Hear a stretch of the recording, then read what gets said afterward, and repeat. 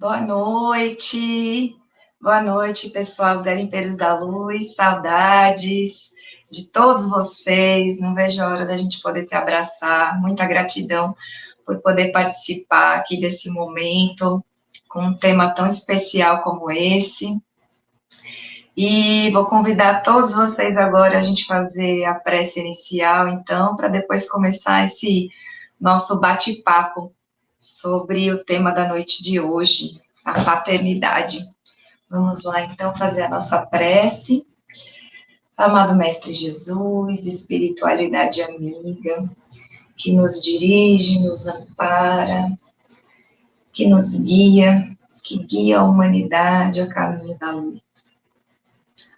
Permita, Senhor Jesus, que nessa noite nós possamos receber o seu evangelho, sua água viva que nos mata a sede, e que nós possamos estar com nossos corações preparados para receber, guardar, colocar em prática os teus ensinamentos, a caminho da nossa iluminação interior, que nós possamos também reconhecer os nossos erros, que nós possamos planejar a reparação dos nossos débitos e que nós possamos não esmorecer diante ainda dos nossos abismos morais, mas pelo contrário, que nós, como Paulo de Tarso, tenhamos cada vez mais bom ânimo e força para seguir rumo à perfeição, que um dia todos nós iremos atingir como o Senhor Jesus.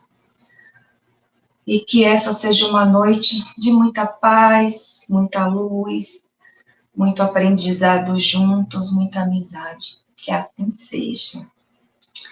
Muito boa noite, então, a todos vocês. Estou vendo aqui Dona Irandi, Céu, Ana Cristina. Vou falar o nome de todo mundo que eu estou vendo. Nélia, Rosário, Seu Aldimar, Da Paz, Nelly, Carla, Silvinha, Micheline, sejam muito bem-vindos. O tema da noite de hoje é um tema muito especial, acho que para todo mundo, né?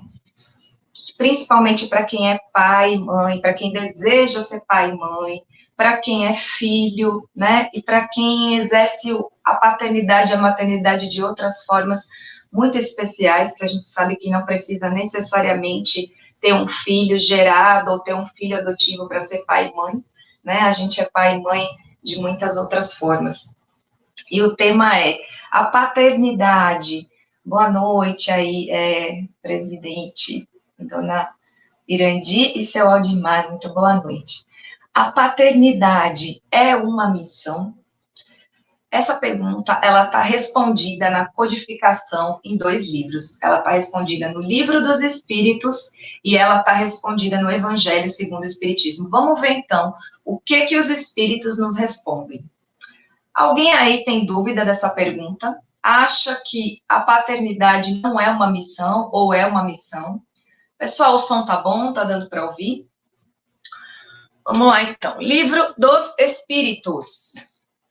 A paternidade é uma missão?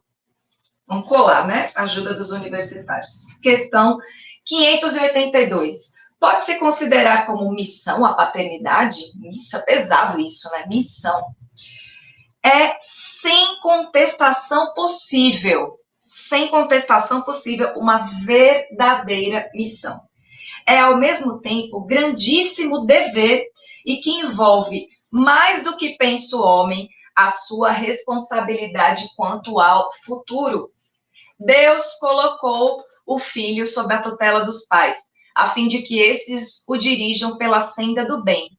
E lhes facilitou a tarefa, dando àquele uma organização débil e delicada, que o torna propício a todas as impressões. É importante isso, a gente vai conversar sobre isso um pouquinho mais para frente. Muitos há, no entanto, que mais cuidam de aprumar as árvores do seu jardim e de fazê-las dar bons frutos em abundância, do que informar o caráter do seu filho. Pesado, né? Se este vier a sucumbir por culpa deles, suportarão os desgostos resultantes dessa queda e partilharão dos sofrimentos do filho na vida futura, por não terem feito o que lhes estava ao alcance para que ele avançasse na estrada do bem. Respondida a pergunta? Não fui eu que respondi. Tá aqui, Livro dos Espíritos. Agora a gente vai ver a mesma questão no Evangelho segundo o Espiritismo, capítulo 14, honrai pai e mãe. E aí, quem vai responder para a gente é o Espírito Santo Agostinho. Ele vai comentar bem exaustivamente essa questão e a gente vai retomar um pouquinho mais para frente. Mas agora só um pedacinho. Ele vai falar assim: ó espíritas, gente, a doutrina espírita é a terceira revelação. Parábola dos talentos. O que você vai fazer com esse talento que lhe chegou, que lhe foi concedido por Deus? Você vai enterrar embaixo da terra, porque quando você retornar para o mundo espiritual, você vai ter que dar conta do que foi feito com esse talento. E a doutrina espírita é o grande talento que chegou. Não adianta você tapar o ouvido e fingir que não é com você ir lá na cozinha beber água, tomar um suco agora, não. Pode ficar aí. Ó espíritas, compreendei agora o grande papel da humanidade. Inteirai-vos dos vossos deveres e ponde todo o vosso amor em aproximar de Deus essa alma. Que alma? A dos seus filhos. A dos seus filhos. Essa é a missão que vos está confiada. A missão que Deus te confiou. E cuja recompensa recebereis se a cumprirdes fielmente. Lembrai-vos de que Deus perguntará a cada pai e cada mãe: que fizerdes do filho confiado à vossa guarda? O filho é seu? Você acha que o filho é seu? O filho não é seu. O filho é de Deus. Ele está temporariamente sob a sua tutela. Para quê? Com uma missão. Você tem uma missão. Que missão é essa? Questão no Livro dos Espíritos. Qual é o objetivo da encarnação? Melhorar, aperfeiçoamento moral, rumo à perfeição. Não é isso? Não é diferente com os nossos filhos. Nossos filhos são crianças agora. Eles estão em corpos infantis, temporariamente, são espíritos imortais, talvez alguns mais antigos do que a gente, do que vocês. E aí, tá ali no Livro dos Espíritos. Olha só, a tarefa não é tão difícil quanto podeis imaginar. Não exige o saber do mundo. Tanto o sábio quanto o ignorante podem desempenhá-la. E o Espiritismo vem facilitar o seu desempenho, dado a conhecer a causa das imperfeições do coração humano. E Deus ajuda, colocando a criança num organismo frágil, suscetível às impressões, para que os pais possam cumprir a sua missão. Que missão? A missão de guiar esse espírito pela senda do bem. Então, agora, eu quero ler um trechinho, aqui é o Novo Testamento, com a tradução de Haroldo, para a gente refletir um pouquinho, começar a nossa conversa da noite de hoje, certo? Aqui a gente está em João, capítulo 4, versículo 7. Vamos lá. Vem uma mulher de Samaria tirar água. Jesus lhe diz: dá-me de beber, pois os seus discípulos haviam ido à cidade a fim de comprarem alimentos. Assim a mulher samaritana lhe diz: como tu, sendo judeu, pedes de beber a mim, que sou mulher samaritana? Pois judeus não se associam com samaritanos. Em resposta, Jesus lhe disse: se conhecesses o dom de Deus, e quem é aquele que te diz, dá-me de beber, tu lhe pedirias e ele te daria água viva. E ela lhe diz: Senhor, nem tens vasilha, e o poço é profundo, portanto, de onde tens a água viva? Porventura tu és maior do que o nosso pai Jacó, que nos deu o poço, do qual ele mesmo bebeu, como também seus filhos e seu rebanho? Em resposta, Jesus lhe disse: todo aquele que bebe desta água terá sede novamente, mas quem beber da água que eu lhe der, nunca mais terá sede. Ao contrário, a água que eu lhe der se tornará nele uma fonte de água jorrando para a vida eterna. A mulher diz para ele: Senhor, dá-me desta água para que eu não tenha sede, nem percorra até aqui para tirar água novamente. E aí a gente vai começar a reflexão da noite de hoje. a gente está dando o que para os nossos filhos? Sendo a paternidade uma missão. Que missão? A missão de guiar esses espíritos que nos foi confiado por Deus para a senda do bem, a caminho da luz, a caminho da perfeição. Nós estamos proporcionando, nós estamos ofertando aos nossos filhos essa água viva, o alimento espiritual aos nossos filhos, ou nós estamos ofertando outro tipo de alimento? O alimento da terra, o alimento material. Qual é o protótipo da família de hoje? Os pais que trabalham muito, porque eles querem dar muito para os filhos. Eles querem dar um futuro para os filhos. Eles querem garantir uma universidade, a melhor universidade. Eles querem garantir o melhor plano de saúde. Eles querem garantir os melhores esportes, terapia, precisa fazer terapia, porque todo mundo tem que fazer terapia hoje, porque a vida está muito difícil, muita pressão. Eles querem dar o melhor, a melhor diversão, eles querem, se possível, fazer outros cursos, instrumento musical também é bacana, eu quero dar tudo para os meus filhos, então eu tenho que trabalhar muito. Isso tem um custo, né? Isso tem um custo, eu não tenho tempo para ficar com os meus filhos. Aí vem uma coisa chamada culpa. A culpa. Eu me culpo porque eu não tenho tempo para ficar com os meus filhos, eu me culpo porque eu não moro com os meus filhos, sou divorciada, eu me culpo porque eu chamei um pouquinho a atenção do meu filho, fico com medo dele não me amar mais, eu me culpo porque eu me culpo. E aí, para tirar esse meu sentimento de culpa, eu encho meu filho de presentes e de sims. Sims, sims, sims. Limite zero. Pai, mãe, posso não sei o que? Pode. Eu quero não sei o que, tudo bem. Tá bom. Esse é o protótipo da família de hoje. Eu tô mentindo?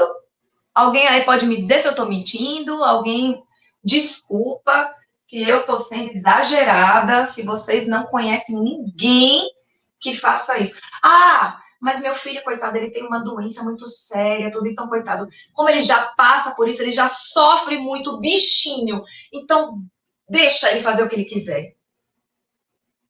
Ai, meu Deus do céu, ai, meu Deus do céu, deu até uma dor no peito agora.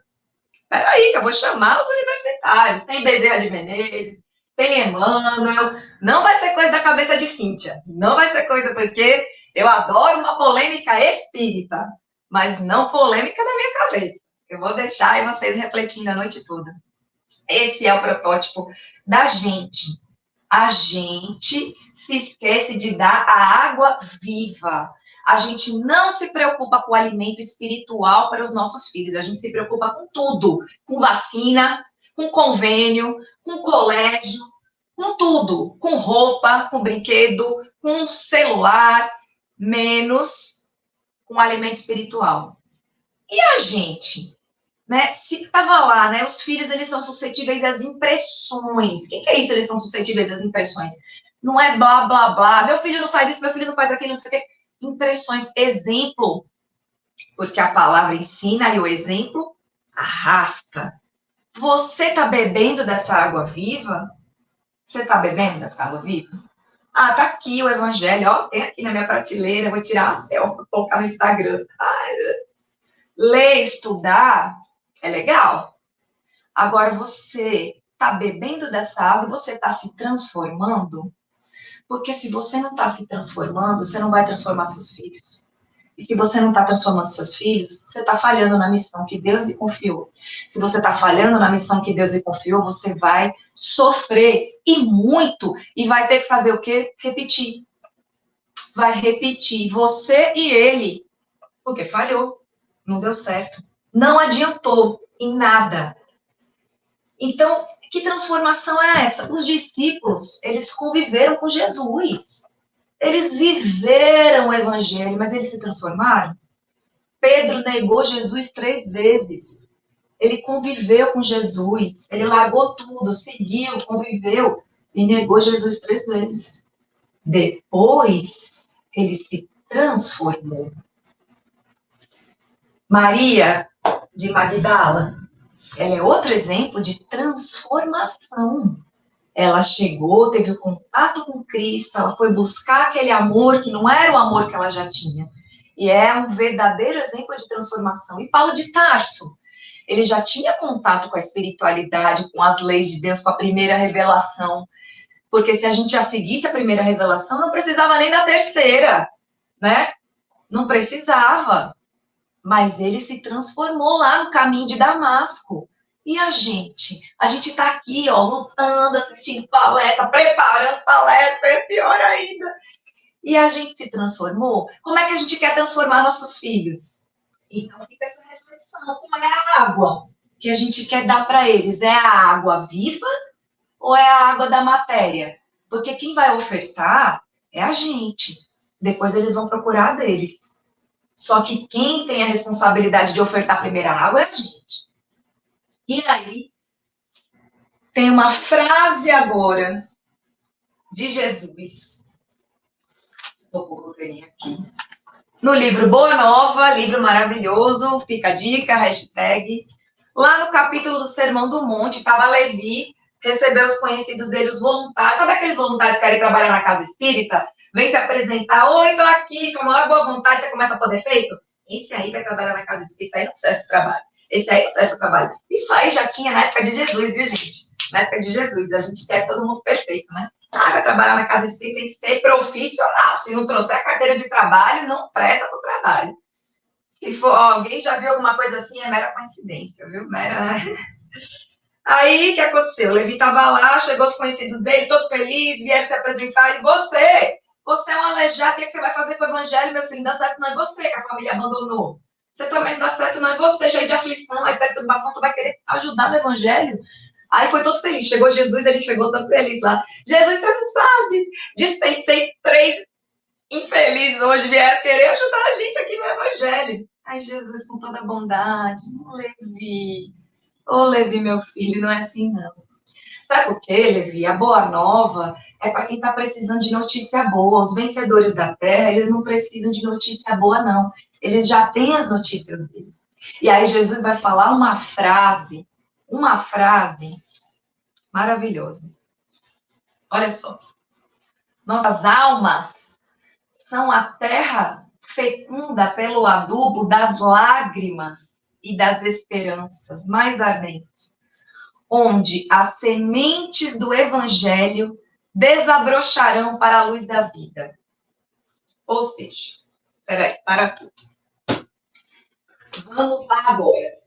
Que negócio é esse de semente do evangelho? Quem é responsável por plantar a semente do evangelho no coração dos filhos? De quem é a missão? A dos evangelizadores lá no Centro Espírita. Não, né? A missão é dos pais. A responsabilidade de colocar a semente do evangelho é sua. Eu estou falando é sua para você que está aí assistindo. Dos pais, certo? Por quê? Estamos no mundo de provas e expiações. Ou não estamos? Me desculpe os missionários e anjos que estão assistindo, não é para vocês, certo? Vocês podem, essa parte pular, põe a mão no ouvido. Tirando os missionários e anjos, a maioria não, o resto, sem ser missionário e anjo, vai passar por provas e expiações, porque a gente ainda não está no mundo de transição planetária, mesmo quando tiver, ainda vai passar, não estamos em mundos felizes. Nossos filhos não são diferentes, vão passar por provas e expiações. Quando chegar nesse momento, as lágrimas vão adubar a alma. Olha o que Jesus está falando, que coisa linda.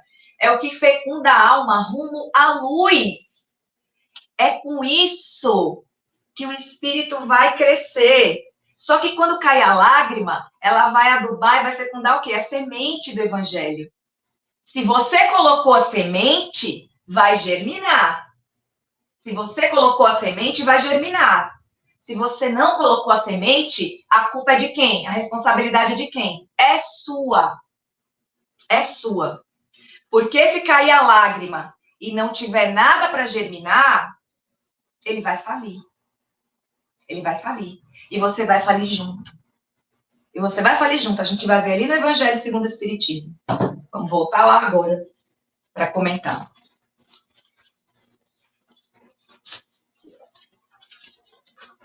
Vamos lá. Evangelho segundo o Espiritismo.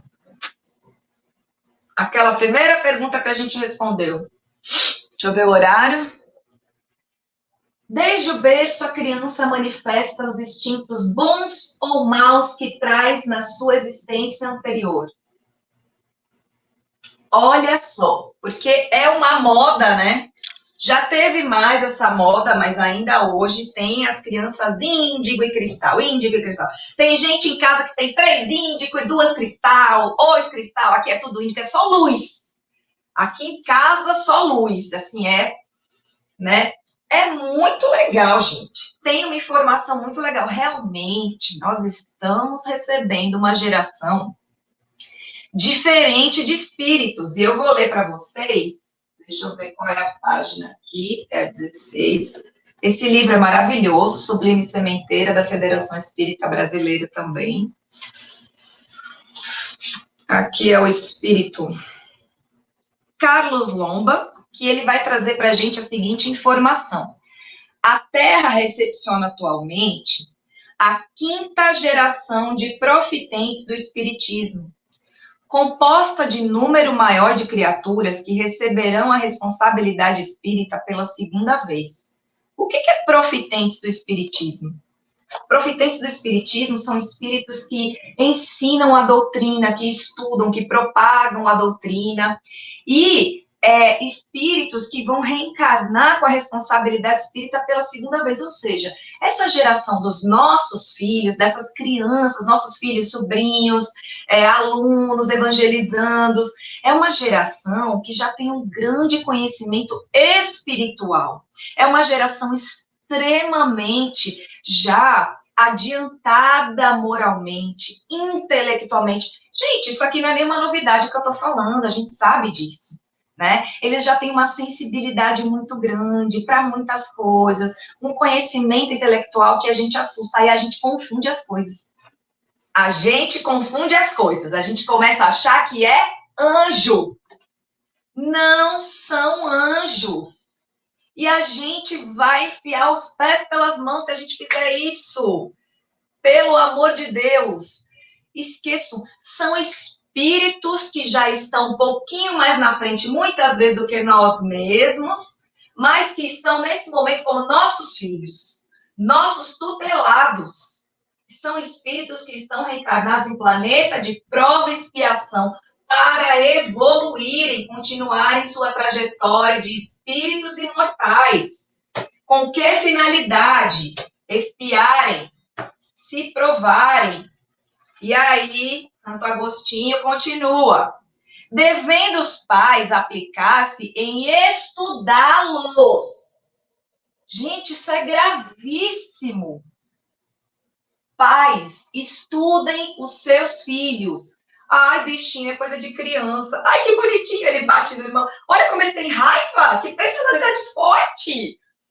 Olha como ele tem a personalidade forte. Olha a cara de raiva que ela faz. Olha como bate em todo mundo. Olha o bico. Gente, isso não é bonito, não é coisa de criança, não é.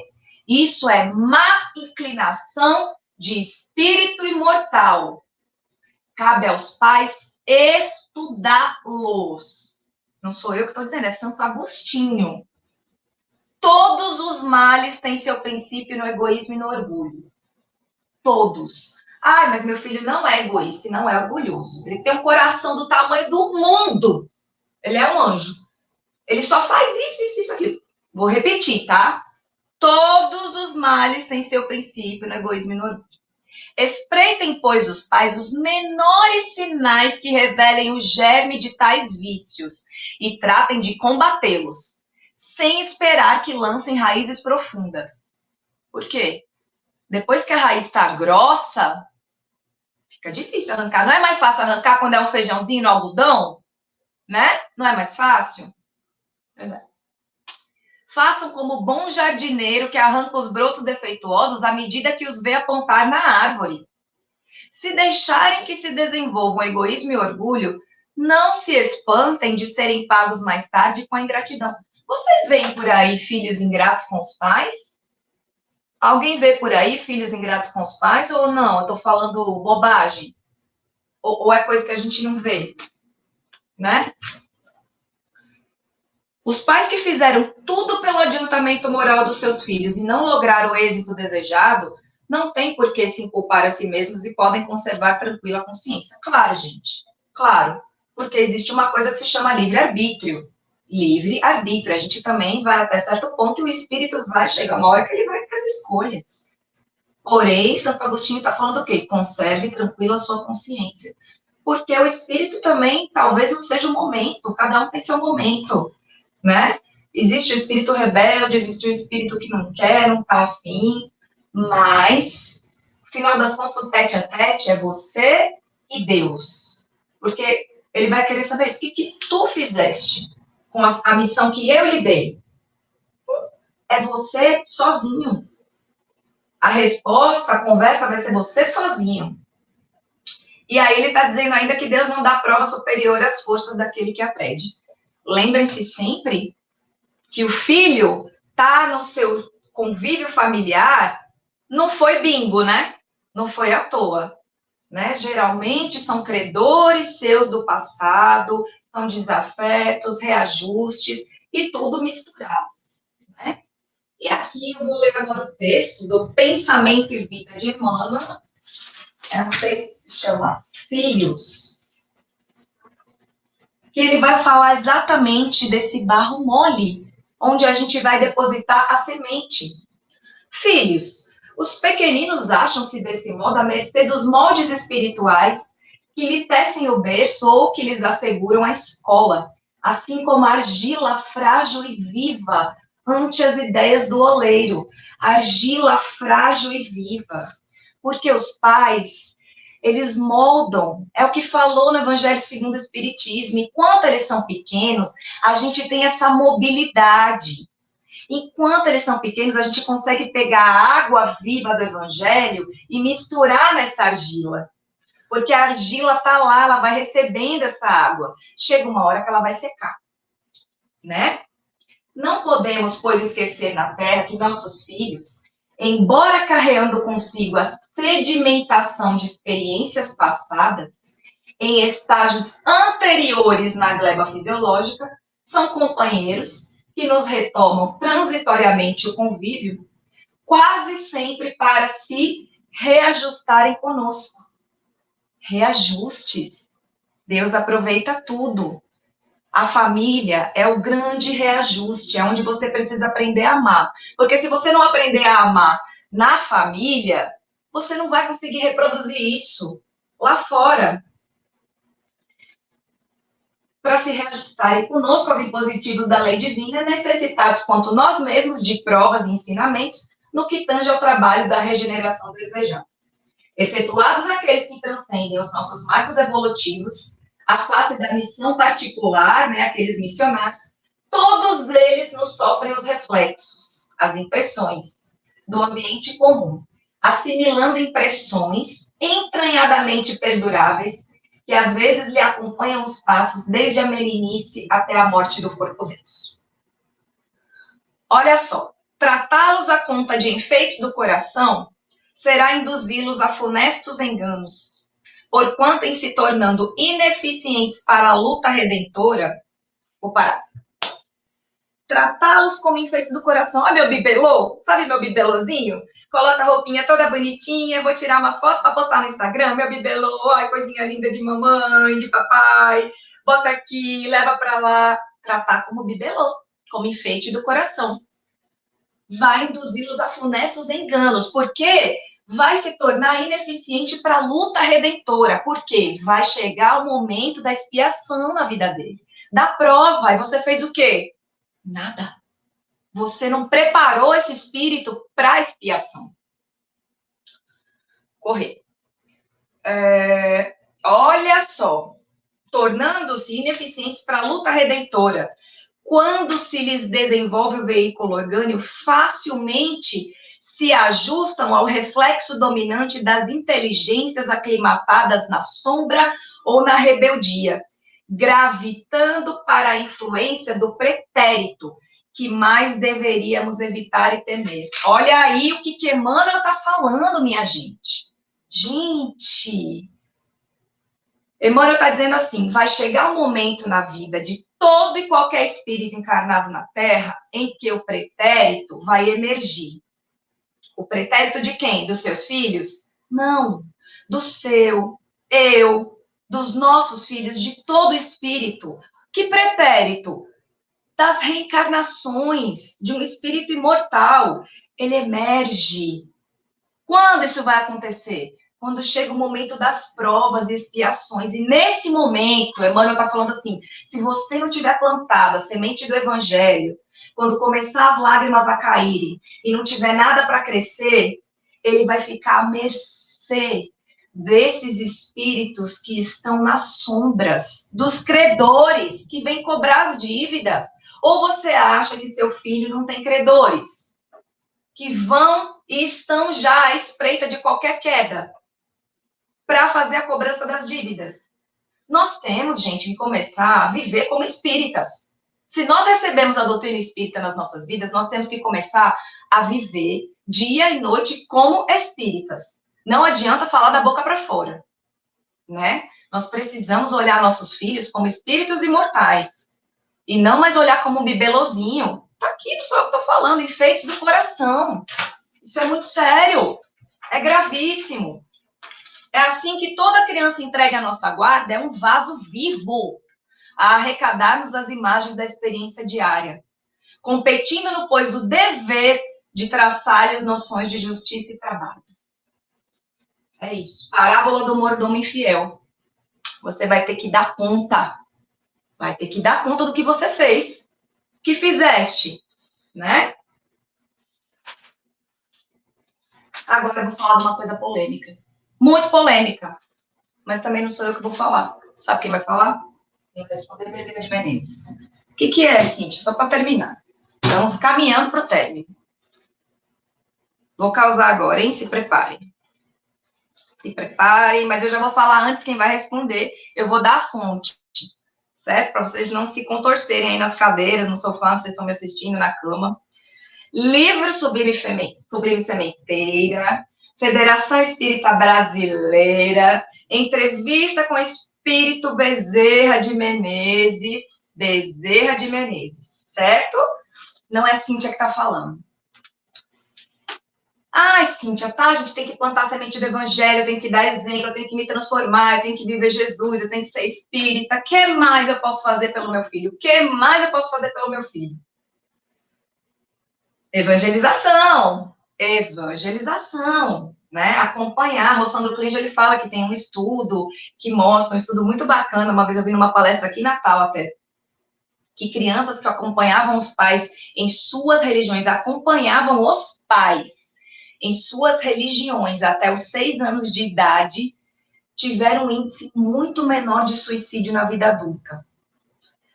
Então, eu não estou nem falando de evangelização infantil da doutrina espírita, estou falando de uma evangelização que seja na igreja católica, na igreja protestante e no centro espírita, tá? Ah, quer dizer que eu tenho que obrigar meu filho a ir para evangelização? Eu tenho que obrigar? Tem que obrigar. O bichinho não quer ir de jeito nenhum, ele quer dormir. É o único dia que ele tem para descansar, coitado, acordar cedo para ir para a escola a semana inteira. Ele está cansado. Quer dizer que eu tenho que trazer ele obrigado chorando? Tem que... Ai, calma, peraí, também vai trazer pelos cabelos, não vai trazer o menino... Eu não estou falando isso, tá? Eu vou ler agora palavras de Bezerra de Menezes. Vamos lá. Pergunta. Que orientação os amigos espirituais dariam aos pais espíritas em relação ao encaminhamento dos filhos à escola de evangelização dos centros espíritas? Aí ele vai começar explicando, né, aquela coisa. Aí depois ele vai falar assim. Há pais espíritas que erroneamente têm deixado, em nome da liberdade do livre-arbítrio, que os filhos avancem na idade cronológica para então escolherem este ou aquele caminho religioso que lhes complementem a conquista educativa no mundo. tal medida tem gerado sofrimento e desespero. Sofrimento e desespero. Luto e mágoa. Eu tô gritando, né? Vou falar mais baixo. Inconformação e dor. Porque uma vez perdido o ensejo educativo na idade propícia à sementeira evangélica, o barro mole. Olha o barro mole. Os corações se mostram endurecidos, secou a argila. Não adianta mais pôr água viva. Qual terra ressequida, árida, sem água, rebelde ao bom plantio, desperdiçando-se valioso período de ajuda e orientação. É então que somente a dor, a duros golpes provacionais, poderá despertar para refazer e construir. Eu acho engraçado, né? Porque a gente escolhe a melhor escola, a gente vai pesquisar, entrevista, vai conhecer, vai o pai e a mãe, o tio leva a avó. Ai, a melhor escola é essa, não sei o quê. Aí a gente vai ver a melhor escola de música, a melhor escola para o futebol. Aí a gente vai ver, ai, a melhor tudo. A gente escolhe a melhor roupa, a gente escolhe o melhor tudo. Mas a gente não vai escolher a melhor orientação religiosa para os nossos filhos. Vamos deixar de fazer 18 anos. Ai, gente, que coisa mais retrô esse negócio de escolher orientação religiosa, que coisa mais arcaica. Gente, nosso filho acorda de manhã e fala, quero não ir para a escola hoje que eu não estou com vontade. A gente deixa? Gente, pelo amor de Deus, vamos despertar. Cadê o nosso despertar espiritual? Para acabar, estamos acabando. Para acabar, eu vou ler Emmanuel de novo. Deixa eu só achar.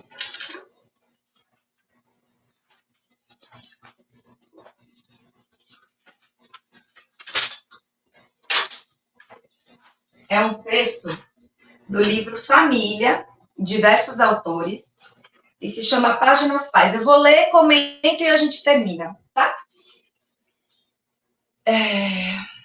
Página aos Pais. Emmanuel. Por maiores sejam os compromissos que te prendam às obrigações dilatadas na esfera dos negócios ou na vida social, consagrarás à família as atenções necessárias. Vou ler só uns trechinhos.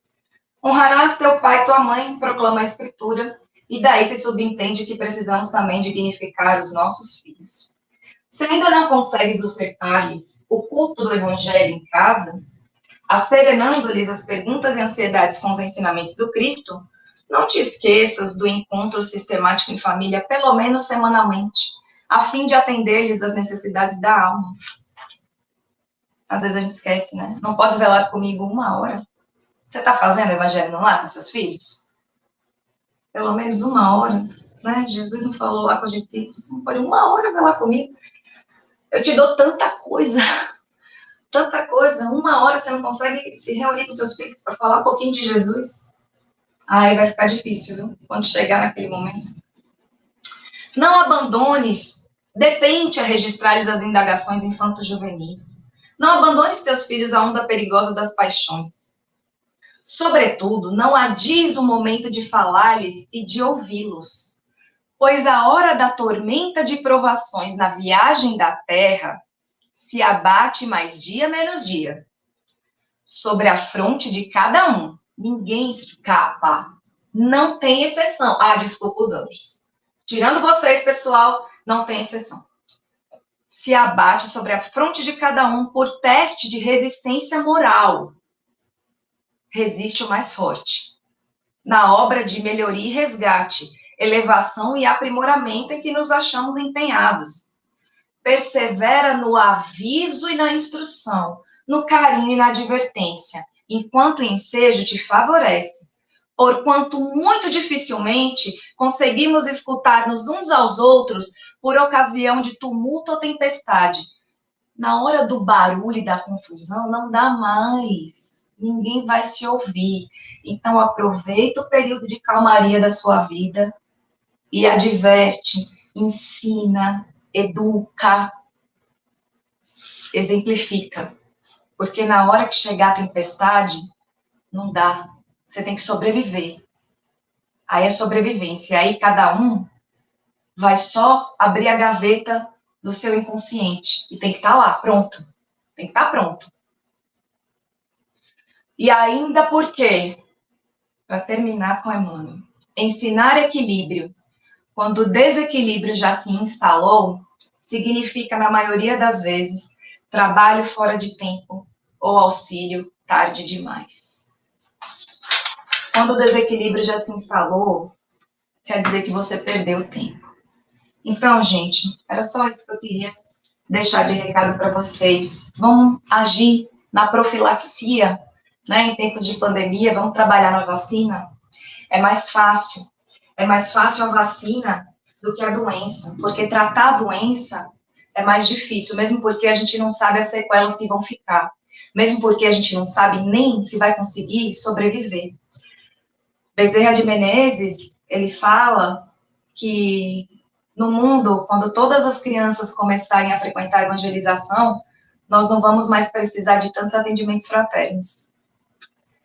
E é isso que eu queria dizer para vocês. Ficamos por aqui e muita paz. Espero que vocês tenham aproveitado. Fiquem com Deus.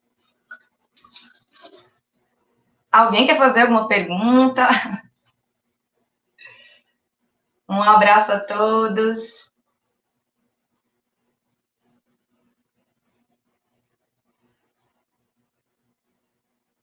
Fiquem com Deus. Um grande abraço. Fiquem com Jesus. Até a próxima.